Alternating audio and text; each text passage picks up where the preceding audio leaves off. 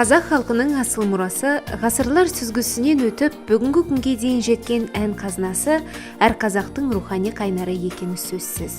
Осында қазақ әнінің қасиетін ұлықтауға атсалысатын, ұлттық музыка мәдениетін санатын өсіруге сеп болатын қазақ әндері жобасы аясындағы шаралар легі Өскемен қаласындағы Назарбаев зияткерлік мектебінің қабырғасында жалғасып келеді. Қазақ әндерінің әуезділігіне, мәні мен мағынасына қанық бола үлгерген зияткерлер 2 жұлдыз ән кешінде сүйікті композицияларды тағы бір мәрте шырқады.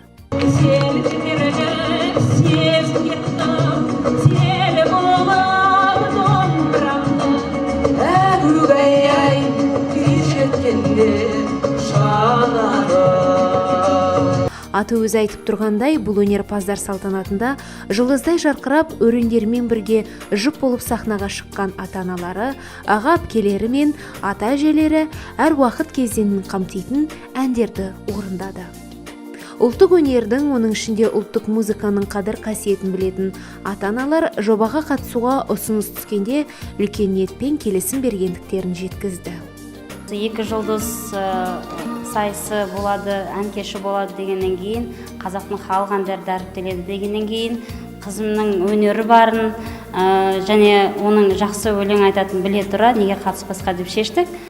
Өнерпаздар кеші тал бесіктен әлдилеп, бесік жырын айтып әнмен алғашқы таныстырған ана құрметіне арналған Шәмші Қалдаяқовтың ана туралы жыр композициясынан басталды. Өмір сыйлаған Асқар Таудай әкеге де бұл күні Нұрғиса Тілендиевтің әке туралы жыр шығармасы арналды.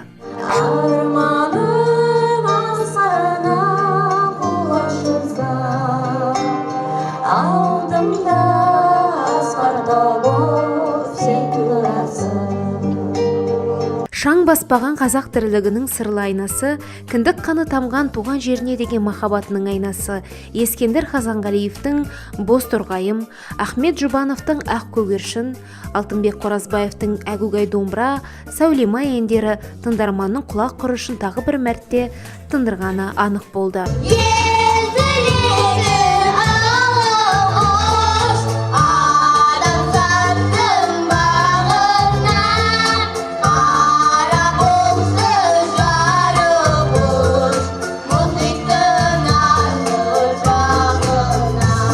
Екі жұлдыз ән кешінде классиктердің халық әндеріне айналып үлгерген шығармалармен қатар, халық рухының тіл қатқан тірі куәгері ұлттық әндер мен дәстүрлі әндер шырқалды.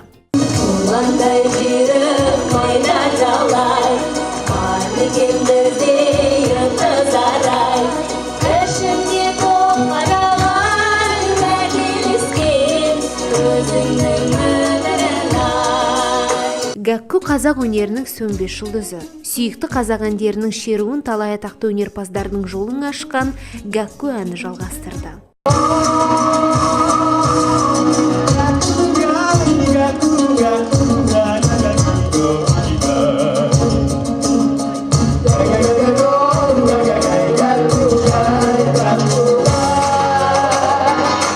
Бұл күні сахнаға шыққан әншілермен қатар көрермендер де сүйікті әндерін орындауға мүмкіндік алды.